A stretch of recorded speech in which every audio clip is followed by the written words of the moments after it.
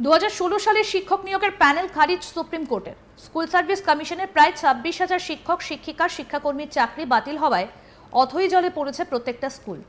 আর এই অবস্থায় শিক্ষক বদলি নিয়ে প্রাইমারি শিক্ষা কাউন্সিল চেয়ারম্যানের দপ্তরে ঢুকে দাদাগিরি তৃণমূল কাউন্সিলরের। রণংদেহী মূর্তি ধারণ করে আঙুল উঁচিয়ে টেবিল থাপড়ে দাদাগিরি দেখালেন।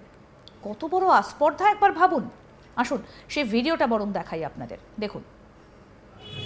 সেখানে 10 জন টিচার আছে। আপনি সঠিকভাবে কথা বলুন। আমাকে হেড বলগুল বলেন কেন? আপনি রেগে কথা বলছেন কেন? আমি হেড এত বলবো না। আপনি রেগে কথা বলছেন না।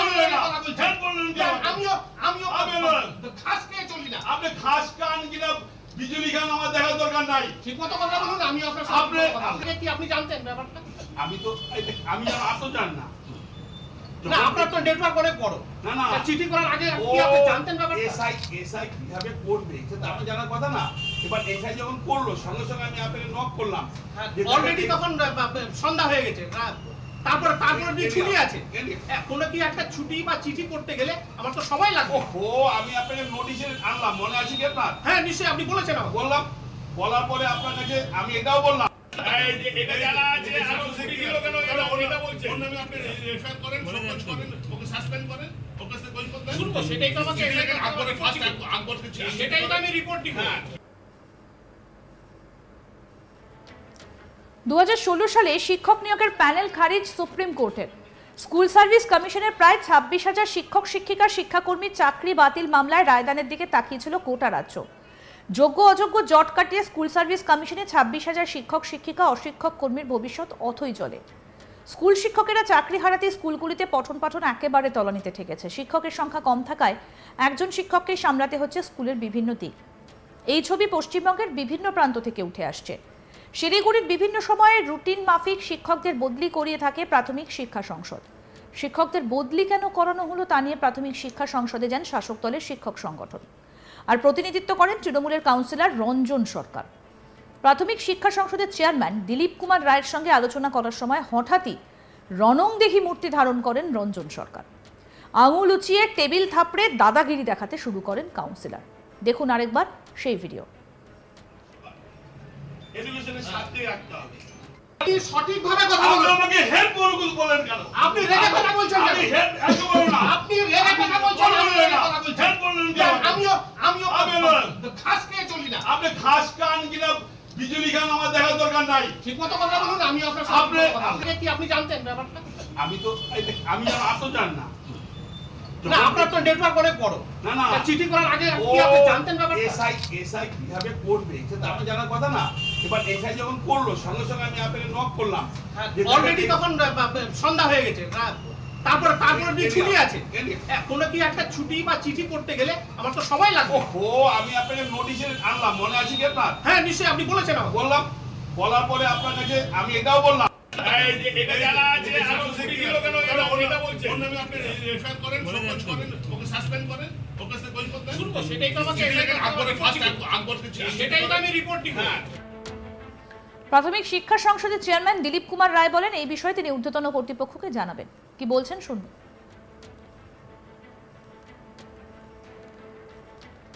এইটা ব্যাপারটা অন্য ধরনের, আমার জানা ছিল না। এটা শুনলাম, এটাও আমি রিপোর্ট নিব এসআইয়ের কাছ থেকে যে কোন প্রাইমারি টিচার গেছে।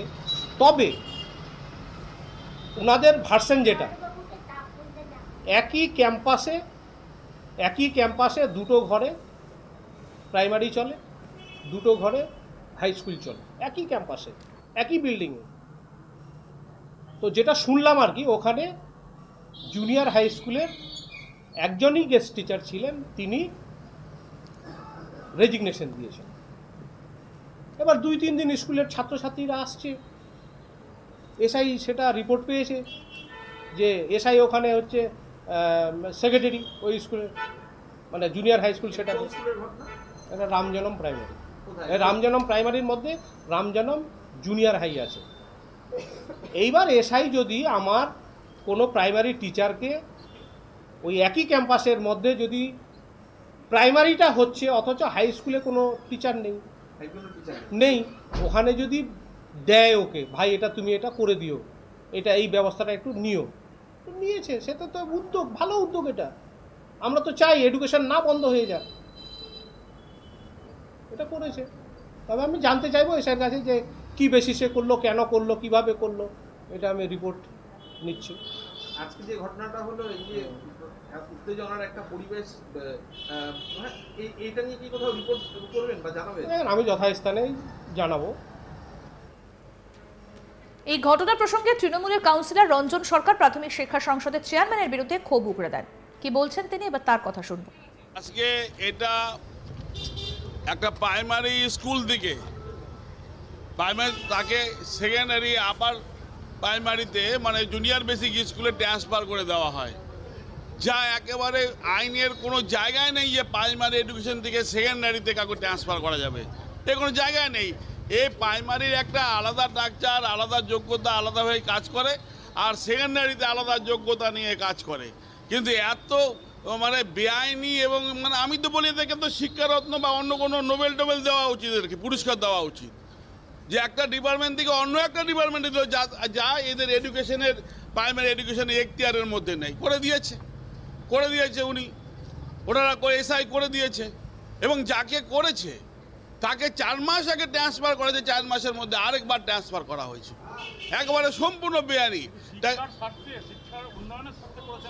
100 বার দরকার ইন্টারেস্ট অফ এডুকেশনে, এইটাই হওয়া উচিত, কিন্তু এই এডুকেশন তা করছে না। তা যদি হতো, যেখানে উনি ক্রাইসিস তৈরি করলেন, ক্রাইসিস তৈরি করে তিনি আবার ফিল আপ করতে গেলেন, ফিল আপ করলেন কোথার থেকে, যেখানে ক্রাইসিস ছিল সেখান থেকে নিয়ে গিয়ে উনি আরেকটা ক্রাইসিস তৈরি করে আবার ওইখানে ক্রাইসিস মিটাবার চেষ্টা করলেন।